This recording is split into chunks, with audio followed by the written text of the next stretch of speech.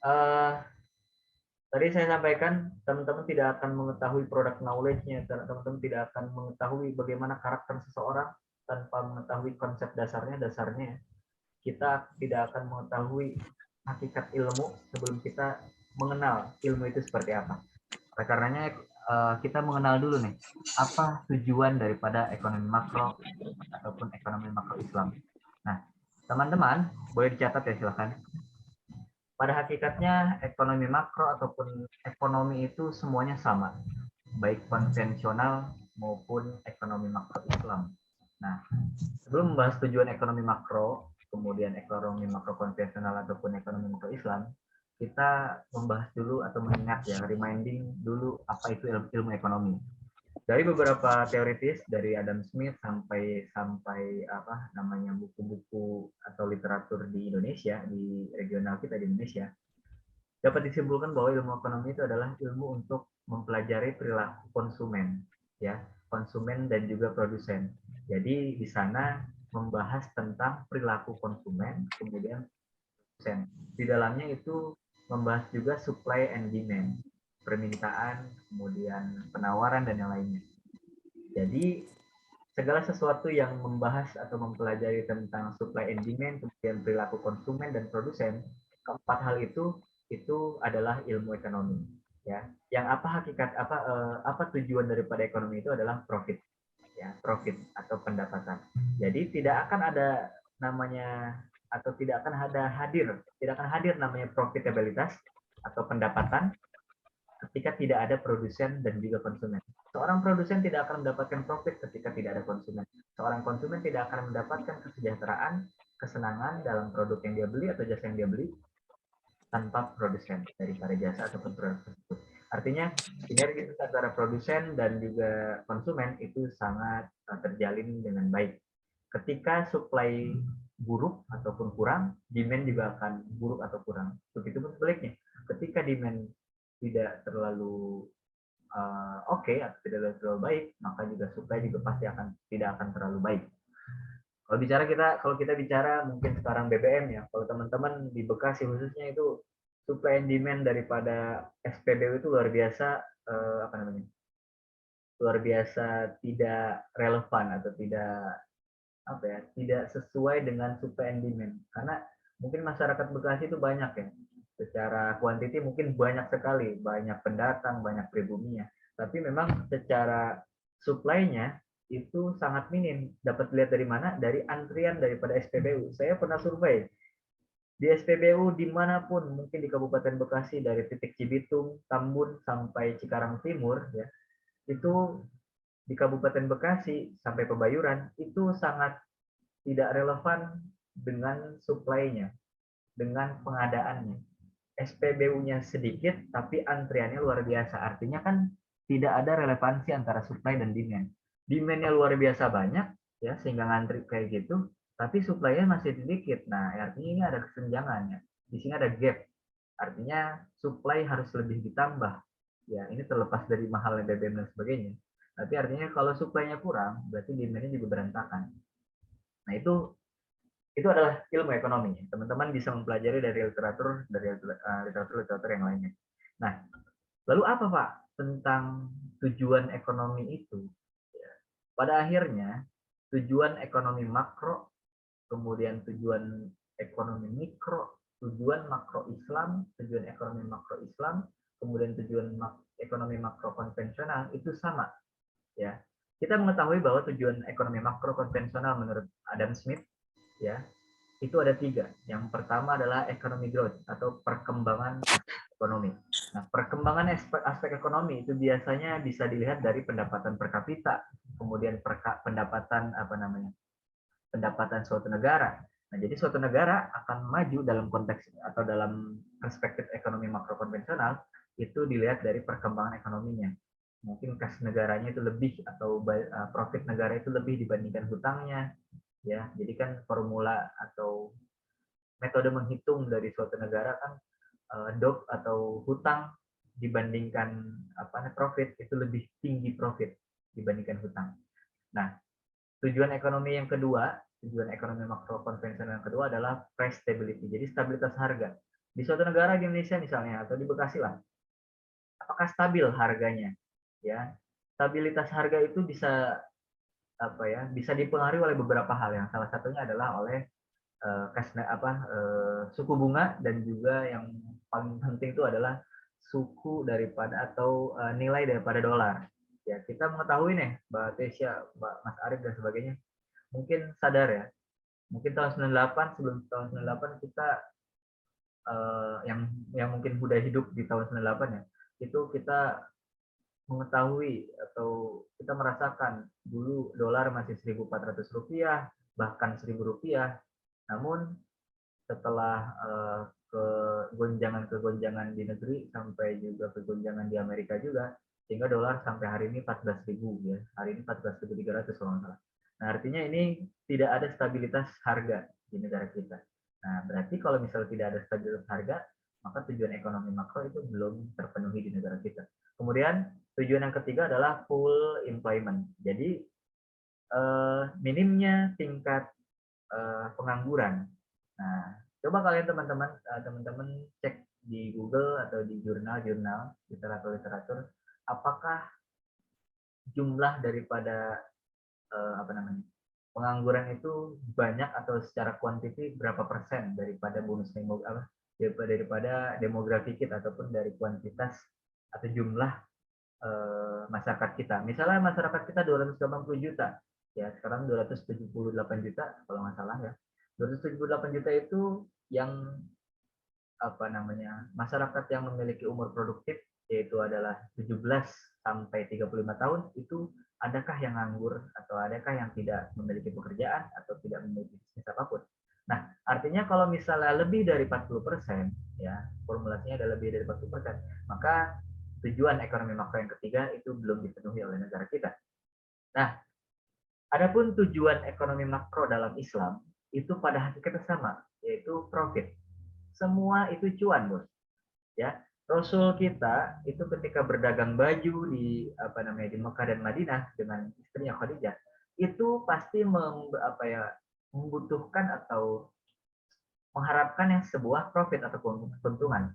Tapi yang membedakan daripada tujuan ekonomi konvensional dengan yang lainnya atau dengan Islam itu adalah sistemnya.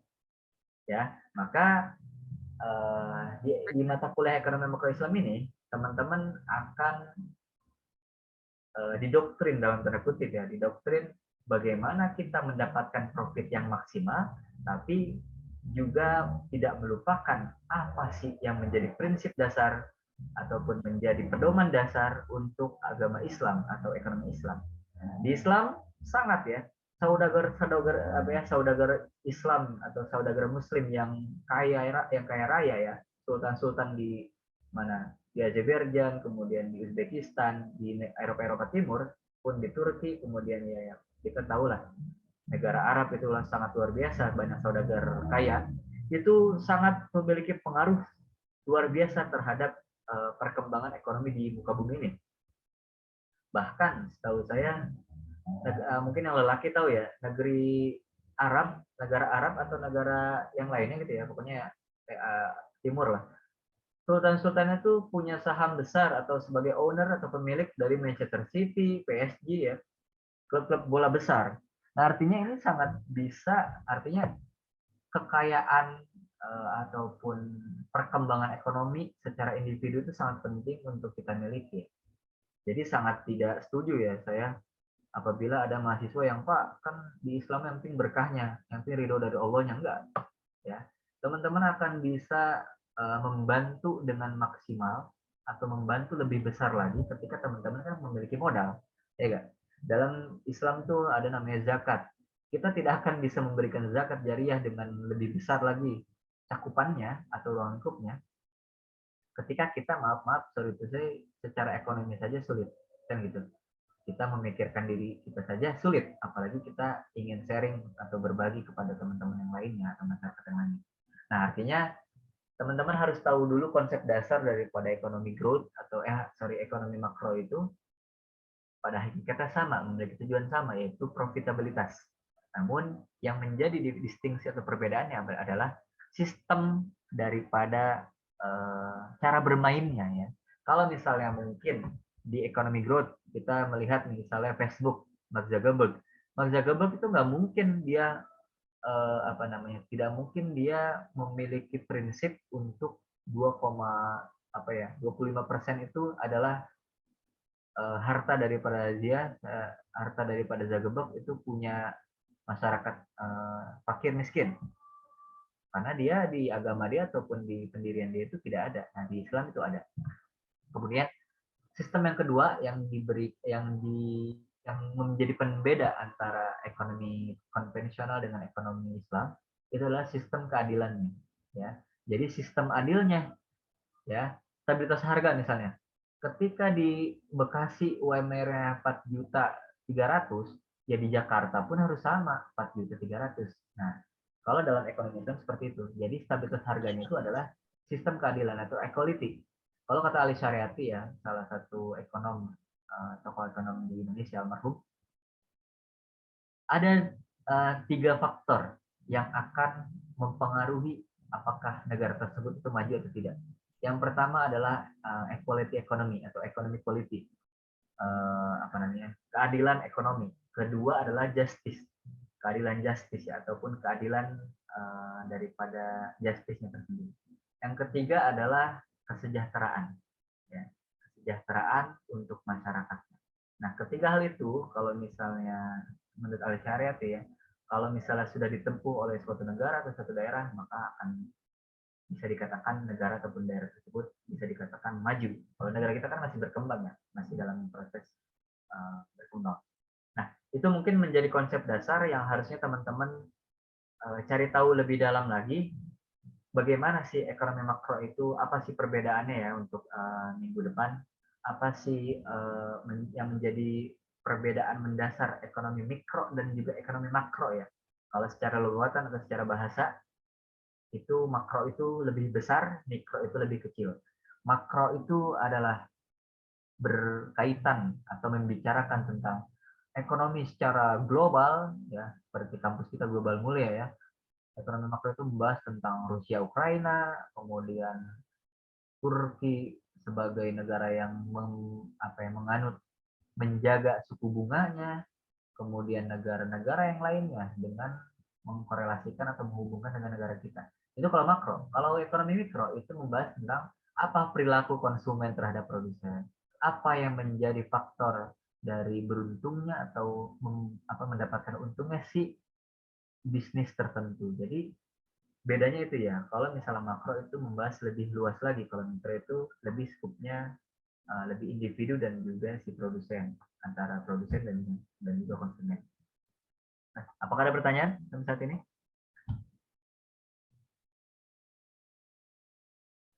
Ayo, ada yang mau bertanya? Silakan. Sangat menarik, lanjut dulu Pak. Lagi semangat nih Pak. Sangat menarik, lanjut Pak. Lagi semangat nih Pak. Oke. Mungkin ini, ya, biar teman-teman ada rasa penasaran, ya, curiosity-nya. Ini serunya, ini saya bisa liatin muka saya, ya. Sorry, ya. Ya, mungkin next week bisa. Setuju. Yang menarik, ya, yang menarik dari ekonomi makro itu, kita nanti akan membahas perihal apa sih yang terjadi di negara luar. Apakah artinya teman-teman jangan hanya saya, ya, yang misalnya saya share nih, misalnya hari ini jangan cuma Lesti Kejora doang sama Rizky Bilar, ya, lagi ada masalah, tapi permasalahan ekonomi secara globalnya teman-teman harus cari tahu dulu. Nah, itu yang menariknya. Kalau misalnya mungkin semester kemarin saya mengajar ekonomi mikro, itu bagaimana kita pemasaran, bagaimana kita menentukan harga, bagaimana kita menentukan promosi dan sebagainya. Nah, hari ini atau mata kuliah ini kita akan membahas lebih dalam lagi nih. Kenapa sih Rusia dan Ukraina perang? Ya, kenapa sih apalagi, ya, Indonesia itu masih terpaut jauh daripada daripada negara-negara lain yang lainnya dengan dalam aspek ekonomi, ya. Karena gini teman-teman, kita sebagai umat muslim, ya, ini mungkin sebelum terakhir, ya, agar teman-teman kepo lagi nih. Saya pengen teman-teman tuh kepo atau penasaran mencari dari literatur yang lainnya. Kita tuh sangat tertinggal, guys. Kita tuh sangat tertinggal dalam konteks saintis dan juga non saintis. Mungkin Mas Arif atau Mbak Derisma itu untuk mengetahui perkembangan untuk mengetahui apakah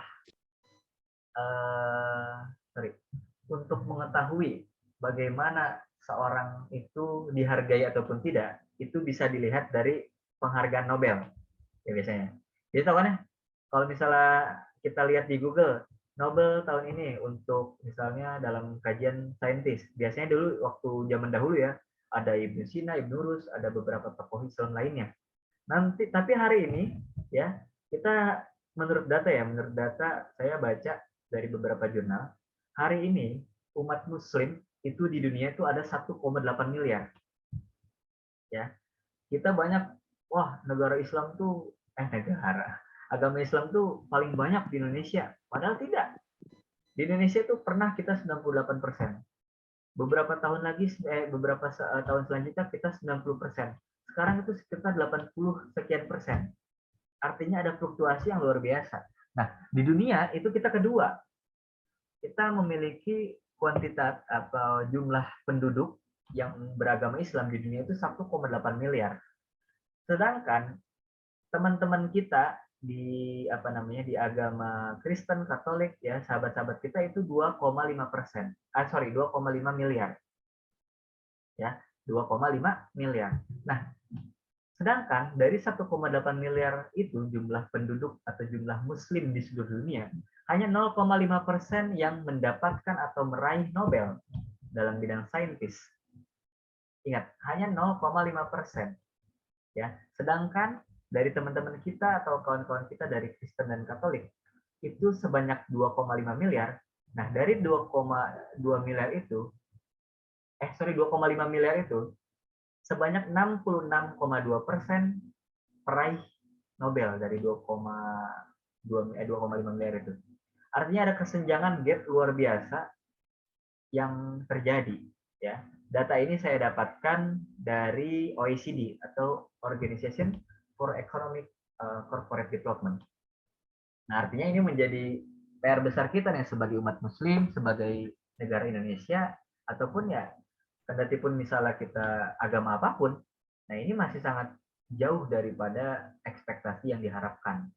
Ya, kalau kita mungkin dulu kalau filsuf kita dulu ada Ibnu Rus, Ibnu Sina tadi saya sampaikan, itu tokoh-tokoh Al-Khawarizmi dan sebagainya, itu tokoh-tokoh Islam yang luar biasa dulu memiliki prestasi. Nah, kita seperti apa? Ya, saya Zaini punya prestasi apa? Ya, nah ini artinya teman-teman harus menjadi menjadi semangat untuk motivasi juga untuk teman-teman sehingga wah ini terjadi kesenjangan luar biasa. Bayangin 1,8 miliar itu hanya 0, sekian persen, 0,5%. Itu kan jauh banget, ya, sangat jauh untuk dikatakan negara Muslim atau agama Islam itu sudah dikatakan maju. Nah, data-data ini tentunya bisa menjadikan teman-teman lebih penasaran lagi. Nah, penasaran itu akan kita bahas lagi di minggu selanjutnya. Saya pastikan nanti teman-teman saya mengharapkan teman-teman itu sudah membaca literatur ya, Mas Arif dan yang lainnya sudah membaca literatur sehingga nanti kita ada dua arah ya.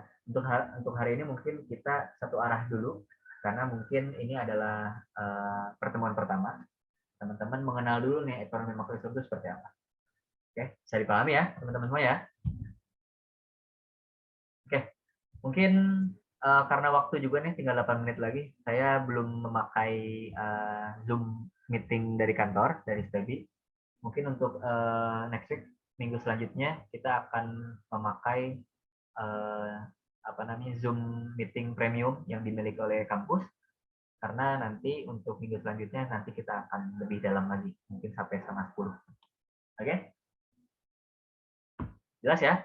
Untuk absensi, karena ini saya masuk record ya, jadi teman-teman tidak bisa berbohong nih. Jadi teman-teman tidak hadir, tapi disiapkan hadir. Saya akan verifikasi ya. Saya akan verifikasi secara manual, mungkin ya. Secara manual, siapa yang nggak hadir, siapa yang hadir. Oke, jelas ya? Ya, Pak. Oke. Kita tutup saja mungkin ya. Nanti untuk tanya jawab dan sebagainya mungkin bisa di sesi selanjutnya atau minggu selanjutnya. Jadi saya harapkan teman-teman membaca literatur dulu nih. Mungkin saya sedikit suzon ya. Sedikit suzon boleh ya. Mungkin teman-teman sekarang masih kosong banget nih misalnya ya. Nah, ketika teman-teman sekarang sudah sudah tahu nih, oh ternyata ekonomi makro itu mempelajari tentang global, bagaimana perkembangan ekonomi global, ya. Tapi dalam konteks Islamnya, dalam perspektif Islamnya, jadi tahu. Jadi seminggu ini silahkan pelajari sambil bekerja, misalnya lagi kerja, lagi free 1 jam lagi resting ya, lagi istirahat, misalnya ada baca-baca dong, jangan cuma baca Les Ciki Jora lagi ya, Mbak Derisma ya. Oke. Ini kita cukupkan ya. Saya buka mungkin siakatnya untuk absensi. Kita cukupkan hari ini. Mudah-mudahan teman-teman mendapatkan manfaatnya. Saya yakin minggu depan kita akan sharing lebih menarik lagi. Oke, Mas Kiki ya. Ya, Pak. Oke, kita cukupkan untuk hari ini mungkin dengan membaca Alhamdulillah bersama-sama. Alhamdulillahirrahmanirrahim. Alhamdulillahirobbilalamin. Oke. Sampai bertemu di next week, di minggu selanjutnya. Alhamdulillahirobbilalamin. Ya, mudah-mudahan teman-teman disehatin, usahanya dilancarin, kemudian Amin. yang punya istri, istrinya nambah bager ya, nambah baik. Amin. Nambah bager, nambah baik ya. Pokoknya disehatin sehingga kita bisa belajar lagi, sama-sama belajar lagi di minggu selanjutnya. Amin ya rabbal alamin. Amin. Itu saja mungkin dari saya. Saya tutup. Wassalamualaikum warahmatullahi wabarakatuh. Waalaikumsalam warahmatullahi wabarakatuh. Terima kasih Pak dosen. Oke, siap. Recordnya nanti saya share di grup ya. Baik, Pak. Materinya juga, Pak. Oke, boleh. Kalau materi dan RPS-nya nanti saya share di Siakat ya. Jadi jangan buka grup WA mulu, harus buka Siakatnya ya. Oke ya. Siap Pak dosen, siap. Absen siakat belum dibuka ya, Pak? Ya, siap. Nanti saya share. Oke, saya leave meeting ya. Baik Pak, baik. Ya, Pak. Baik Pak, terima kasih Pak.